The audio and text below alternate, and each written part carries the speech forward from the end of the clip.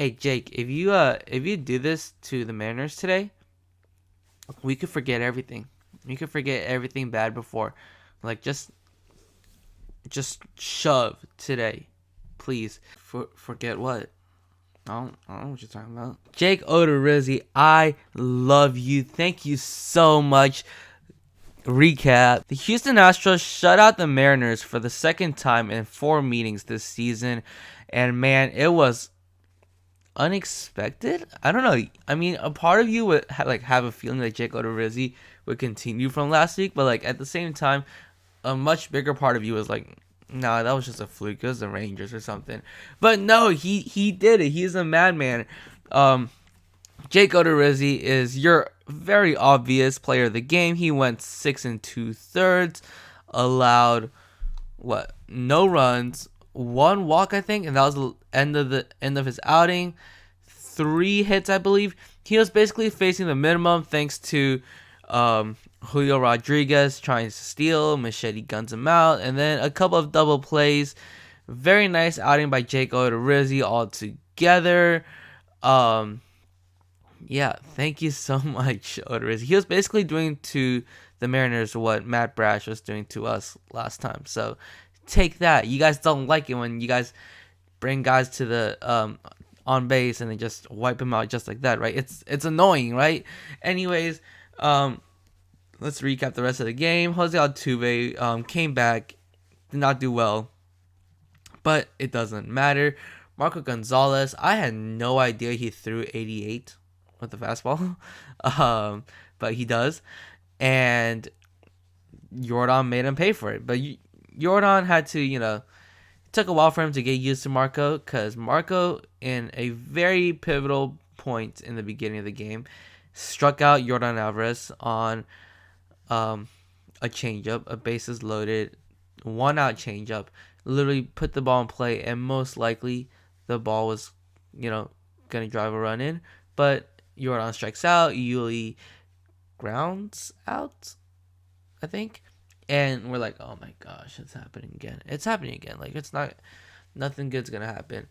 Oh wait, no, the bases weren't even loaded for Jordan. Actually, he just struck out, and it was runners in scoring position, so there was no double play. The ball in play, more likely than not, was gonna drive in a run, but Jordan struck out.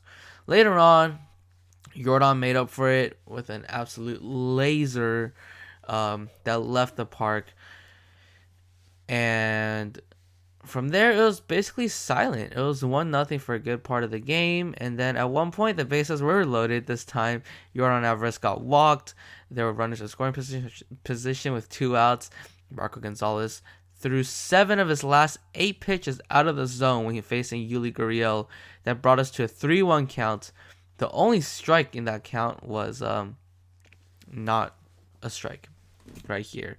So there was that, and then Marco threw one in Yuli's red zone. Yuli swung at it despite Marco missing 7 out of his last 8, and he grounded out. That was a very frustrating point of the game because we needed run support, and Yuli didn't really give that for us. To be fair, I was going to say, when you're missing 7 of your last 8, you need to just swing on a perfect one. And this was in Yuli's red zone, so it sucked. That's all I'm going to say. Later on, Kyle Tucker. Let's talk about this play right now. I'll even put it up here if I have it. I don't have it, actually. This play was very, very weird because it was ruled a single and an error. I would understand an error, and I would understand a hit. I don't understand a single and an error, because that means that if Adam Frazier made this play, Tucker still has a single. Adam Frazier completely botched it. It was a full-on error in my opinion, not even a double. But if you want to make it a double, it's like, oh yeah, it's hard hit. Kyle Tucker already had a hit called a hit for him. It was an error on Toro though, but then they called it a hit for him. So I was like, you know what? It makes sense. It's a hit. He got to 2 bases. It could be a double. But all in all, I was like, no, they're both errors. But this score is really, really weird. And then Chas McCormick does nothing. Just kidding. He drives him in, actually. He drives him to third, I think, if I remember correctly. And then Pena power pops one 422 feet, hits the pennant, puts us up 3-0. From there, it was basically all she wrote. But you can't have a Mariners loss without some excitement. Eugenio Suarez walks as Odorizzi's last hitter.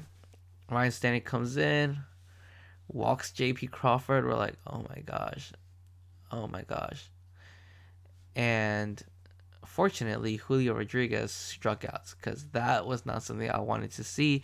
J-Rod could have very easily made it a tie game, and then it would have just ruined Odorizzi's night. But thankfully, J-Rod can't catch up to that fastball of Stanix, and he struck him out. Neris, clean inning.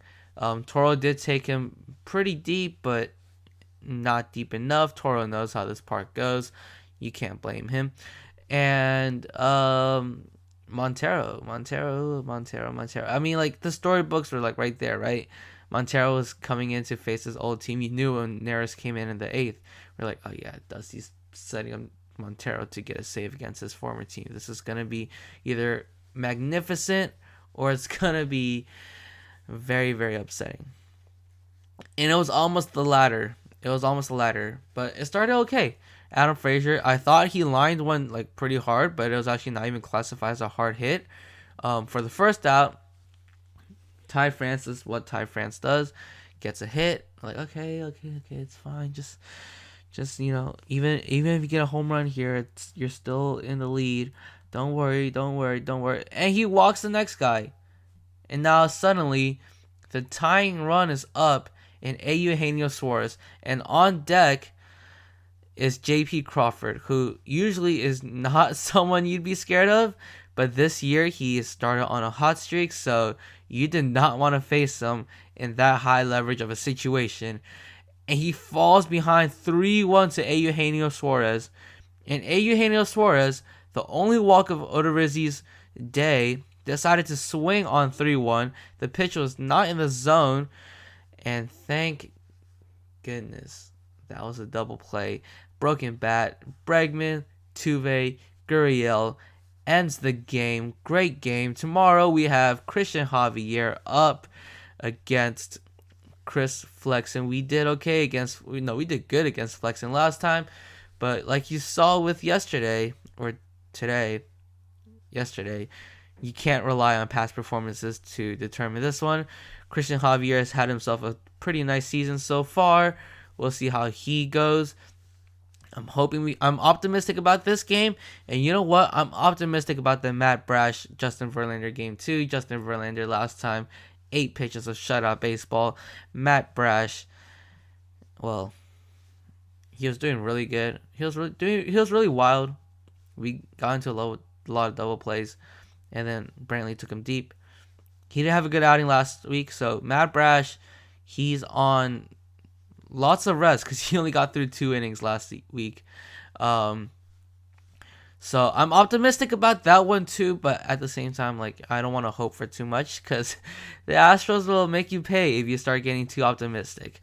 Anyways, that was a great game, and I look forward to seeing tonight's matchup. Stro season, all season. Thank you guys for watching. If you guys want to stay tuned for more of whatever this video is, feel free to subscribe right here. If you guys just want to check out some more videos right now, this is my most recent upload. Again, thank you guys for watching, and as always, it is Stro season, all season.